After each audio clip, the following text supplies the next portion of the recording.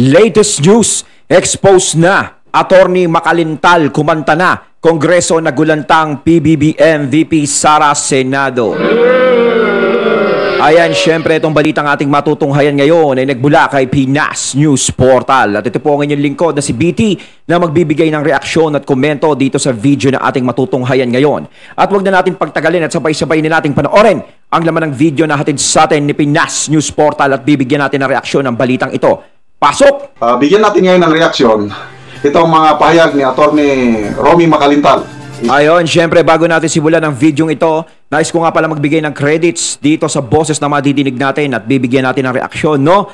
Syempre si General Macanas. Ayan, syempre suportahan natin the General's Viewpoint. Ayan ni General Macanas, tuloy natin.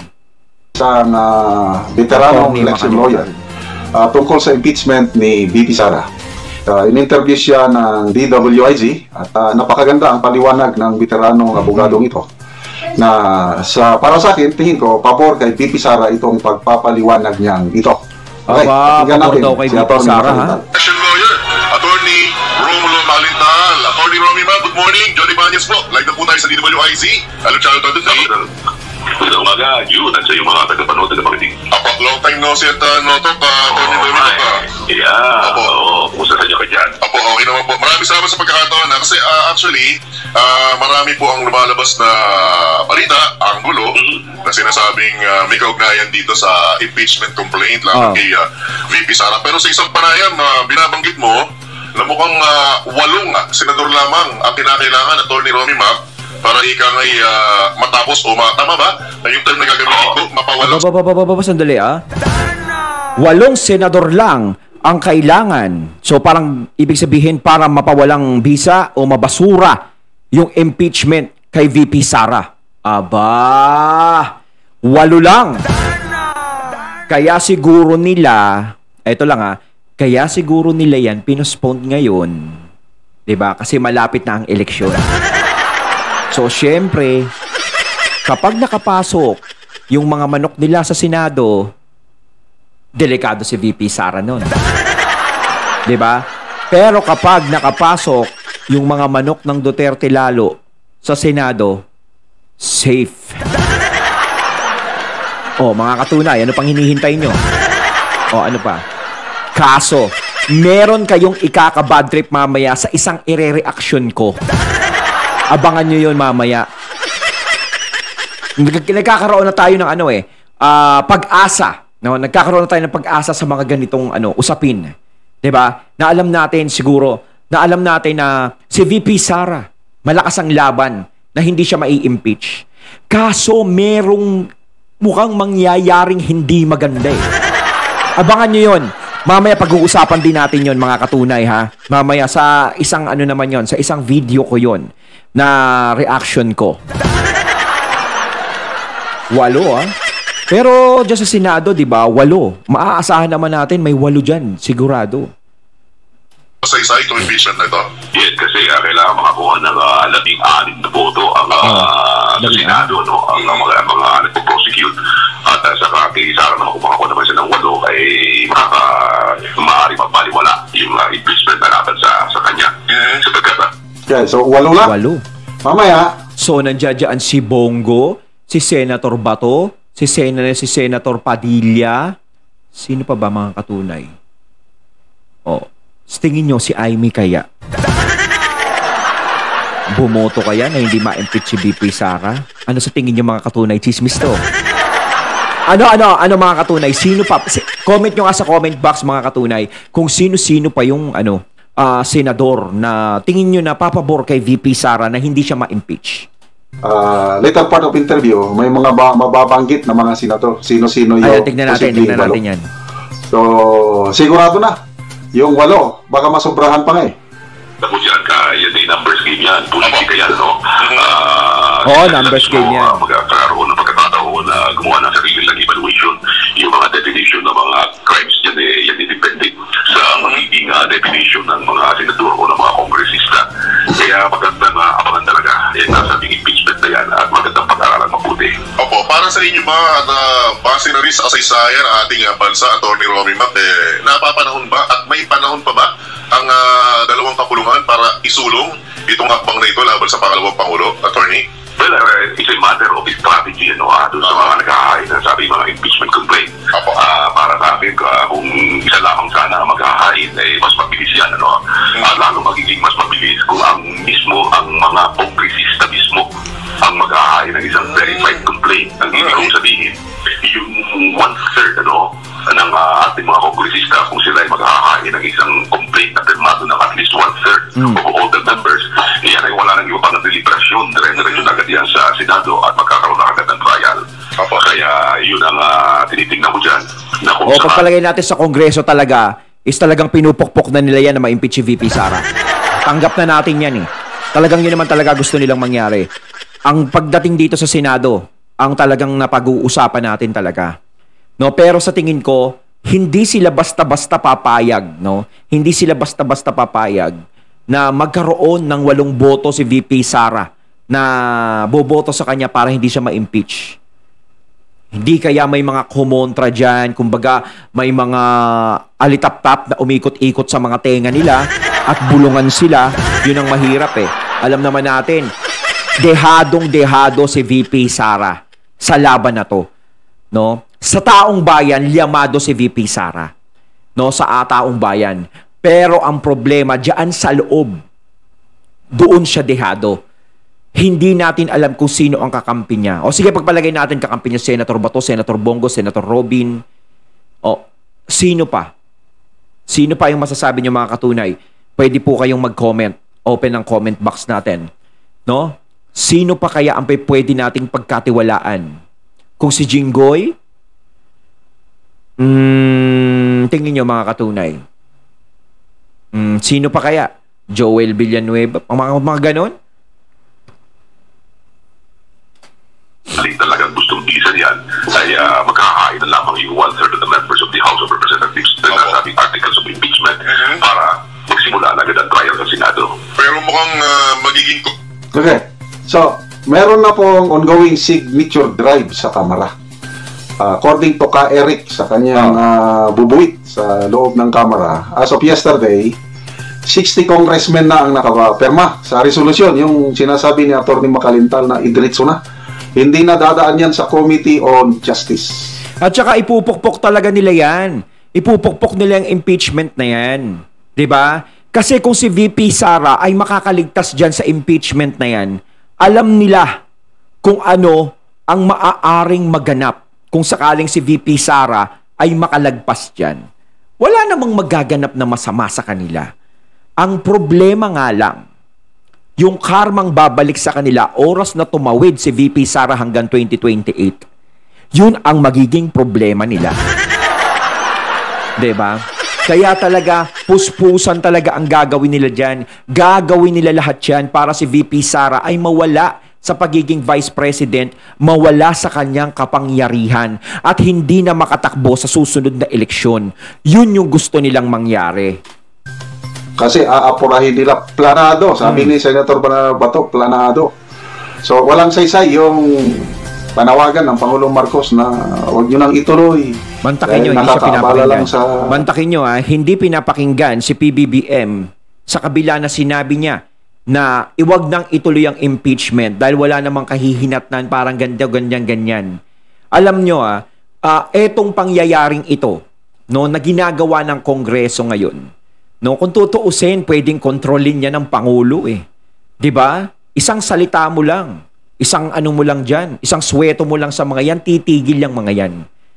Kaso nga lang, sa salita niya is parang hindi pinapakinggan, parang hindi sila naaapektuhan, hindi sila natatakot, binabaliwala nila, parang wala tayong presidente. Parang ganun ang inaano nila, wala tayong presidente, wag natin pansinin yan. Kita mo sila ang nasusunod kung ano gusto nila. Kahit ano sabihin ni Bongbong Marcos, ni President Bongbong Marcos, is hindi nila pinapansin.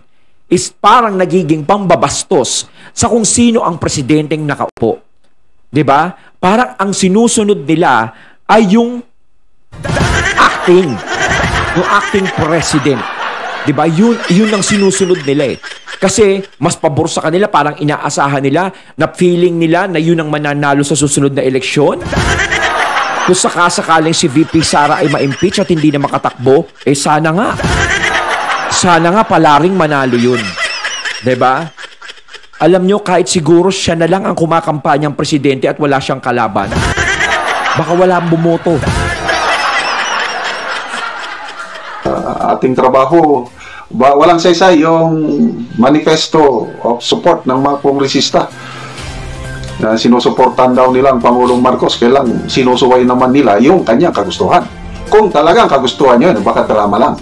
Kaya, very exciting talaga ito. Makikita natin bago mag-break ang kongresista, mga kongresista sa December 20, kung naiakyat na ba ang impeachment complaint sa Senado.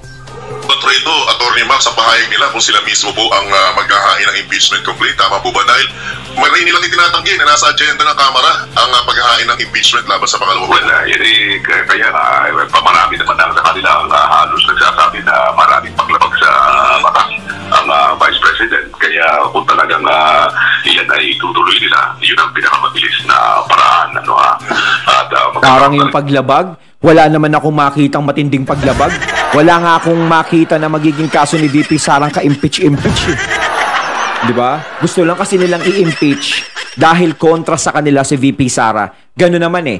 Kapag ang mga taong matuwid ay kontra sa mga taong baluktot, di ba? Yung taong matuwid ang nagiging masama at yung mga baluktot ang siyang nagiging bida at nagkakampi-kampihan.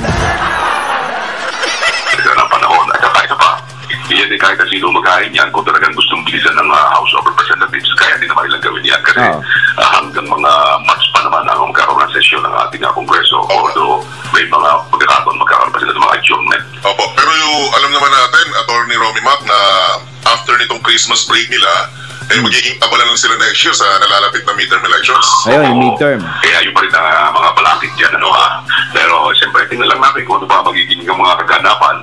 Tingin ba nila makakaupo pa sila sa susunod? Magiging congressman pa sila sa susunod sa ginagawa nilang yan? Pero maganda parang kumpiyansa sila. Natin nakikita dyan, makikita natin kung talagang may magagawa yung mga nagreklamo laban sa Vice President.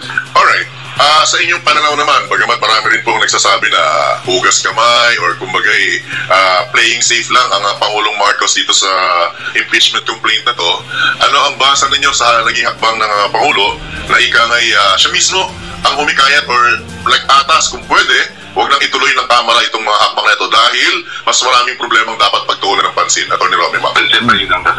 So, yun po ang... Hindi, gaya no, maraming dapat talagang pagtuunan eh. No, ng pansin. Kaso hindi talaga nila pagtutuunan yan kung meron silang pinuno na nangangarap maging presidente sa susunod. Alam nila kasi, no, na si VP Sara napakalaki ng pag-asang manalo sa susunod na eleksyon sa pagiging presidente. 'Di ba? Yun ang nagiging threat sa kanila. Talagang si VP Sara. No? Siguro kung pagpalagay mo, si Tambi ayaw niyang tumakbo. Pero alam ko, hihimukin siya. Pero tingin ko, napakalabo namang sabihin ayaw niyang tumakbo. Pagiging presidente, tatanggihan mo. Lalo na't kakampi mo yung mga nasa loob. Syempre, hindi. Tatanggapin mo yan. Paano to? Ang lakas-lakas ng kalaban natin. Di gawa natin ng paraan. O basta pag nanalo kang presidente, huwag mo kaming kalimutan. Huy! Naririnig ko rin, nababasa ko, hugas kamay ang Pangulo. Ako nung una, paniwalang-paniwala ko. Kumbaga parang siya'y lumalabas ditong si Poncio Pilato. Mantakin mo sa panahon ngayon, no? Mayroong Poncio Pilato pa rin. Yung hangarin ng Pangulo na ayaw niyang magulo ang politika sa ating bansa. Kaya, ko naman, hangarin na ayaw magulo yung politika. Ko naman ngayon, napakagulo nga eh. Hindi mo alam. Parang hindi mo alam. Diba? Dapat nga inaawat na yan eh. Alam nyo, si VP Sara, hindi sa kanya nanggagaling yung gulo. Alam nyo, yung mga Duterte, tahimik na yan eh, noon pa. Nung nanalo ang unit team, tahimik lang sila. Wala naman silang ginagawa. Kaso nga lang, nung umepal si acting president, diba si acting ha? Hindi yung president talaga natin ngayon ha? Si acting. Simula ng umepal siya at naghangad siya ng kapangyarihan at nangarap sa mataas na posisyon, doon na nagka-leche-leche. Mantakin nyo, ang mga Marcos at Duterte magkasundo, ngayon magkalaban na. Ang ganda ng ginawa niya, di ba? Oh. Kaya hindi natin masisisi si VP Sara ngayon kung bakit siya nag-iingay, kung bakit siya nagsasalita, kung bakit siya lumalaban. Dahil kayo ang nag-trigger sa kanya para maging ganun siya. 'Di ba? Hindi siya nagkaganyan dahil gusto niya lang. 'Di ba? Yung sinasabi niyo parang si VP Sara may ano sa utak. Naku naman. Pagkatagal-tagal na nung kulan sa Davao tapos may ganyan sa utak. Kayo ang gumagawa kay VP Sara ng ganyan. Kayo ang gumagawa ng isang halimaw na kinatatakutan nyo. Diba? Kayo. Kaya nagkakaganyan si VP Sara. Kung kayo ay tahimik, nagtatrabaho lang kayo ng maayos, naglilingkod kayo sa taong bayan at nire-resolba ang mga tunay na problema ng bansa, walang mangyayaring ganito. Diba? Kaya sinasabi, para maging tahimik, wag nang anuhin si VP Sara. Sana nung umpisa pa lang, nagsisimula pa lang, sana doon pina-stop na. Diba? Para hindi na lumaki yung gulo. Piling siya sa mga kongresista na itigil ang impeachment. Kaya lang ngayon, itong mga pangyayari ngayon, na dalawang impeachment complaint na ang naihain, may pangatlo pa, tapos inaapura na ang pag-endorse, wala na. Drama lang pala, yung hugas kamay, yung sabi ng Pangulo na huwag niyong ituloy. Hugas kamay. Bilang ating Pangulo, para sa akin, yun ay sarili niyang political strategy para lumabas na independent itong ating House of Representatives para masabi na ang Pangulo ay kailan dyan. At pagkata naman ang ginagawa ng Pangulo dahil sa ginagawa niya, nagko-concentrate siya doon sa pagtulong sa mga kababayan natin na salanta ng ibang mga calamities natin. Kaya habang Abay, dapat lang, presidente yan. Senator Subiri, siyempre nandiyan si Senator Go, De La Rosa, tapos nagpahain na rin po si Pro Tempore Estrada, maging si Senator Nancy Binay. Lima pa lang yung nababanggit ko, so Villar. Okay, yung sinasabing nagpahayag, yung nai-interview nila dito sa DWIC. Kumbaga yung mga contra-impeachment, no? Estrada, yan, ganyan. Kasi Estrada kasi minsan question mark eh. Minsan sala sa init yan, sala sa lamig eh. Hindi natin alam ang ano niyan eh. Siguro kay Cynthia Villar, basta doon, kay Mig Subiri, ayan, medyo maaari. 'Di ba? Nakakatakot din minsan no, nakakatakot isipin. Pero kaya ni VP Sara yan. Tingin ko, papabor sa kanya ang pagkakataon. Go, Bato, si Jinggoy, Subiri, sino yung panglima? Binay ata. Pati si Senator Amy na interview din dito, pang-anim na yun si Senator Amy. Ay, sa tingin niyo ba mga katunay, si Senator Amy ba ay papabor na hindi ma-impeach si VP Sara? Kasi ngayon, dati kasi, maiisip mo na, malamang syempre kakampi si Senator Amy.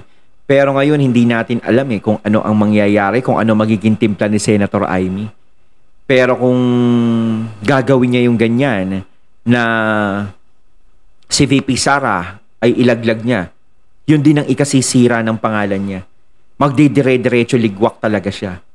No, siguro nag-iisip yan. Alam naman natin, matalino siyang tao. 'Di ba? Napag-isipan niya naman siguro yan kung ano yung magiging future sa politika. Kasi iba yung mga Duterte. May mga supporter na yan. May mga pinatunayan na yan. 'Di ba? Kaya kung talagang magdidesisyon ka laban sa kanila, is pag-isipan mo maigi. Ano sa tingin nyo? Sinasabi niya, magkaibigan pa yung dalawa. Boboto itong si Senator Amy para sa acquittal ni VP Sara. So, 6 na yun. Sino pa yung ibang idadagdag natin? 6 na yan, ha? Mag-inang Villar. Klaro, maka Duterte yung mag-inang Villar. Cynthia and Mark. So, ano ba? Sigurado ba yan, yung dalawa? Kayo mga katunay, comment kayo sa comment box mga katunay, sigurado kaya itong mag-inang Villar? Kasi ako nininirdios din. 8 na. Aasahan natin yung magkapatid na Cayetano. Peter Cayetano. Parang question mark eh. Makakakuha tayo dyan ng 1 o 2. Tapos meron pa yan si Senator Joel Villanueva. Ayan. Tingin ko boboto yan. Si Joel Villanueva. no, na hindi ma-impeach si BP sa acquittal ni BP Sara. Sigurado yan. Etong si Joel Villanueva talaga, ito yung senador, isa sa mga senador na may prinsipyo talaga. Nandyan pa si Senator Ligarda. So 11 ang posible na boboto pabor para sa acquittal ni BP Sara. 8 lang ang kailangan. Sobra pa. Panalo ng ating BP Sara. Sige lang, bring it on. Isampan nyo na, iakyat nyo na ang impeachment complaint sa Senado para Ayun, at ating natunghayan ng video na nagbula kay Pinas News Portal at syempre natunghayan natin ang boses na yun na binigyan natin ng reaksyon na nagbula kay General Macanas. Kayo mga katunay, ano masasabi nyo tungkol dito sa video ating natunghayan ngayon at binigyan ng reaksyon? Comment lang po kayo sa comment box. So once again, I'm BT and I'm out. Peace.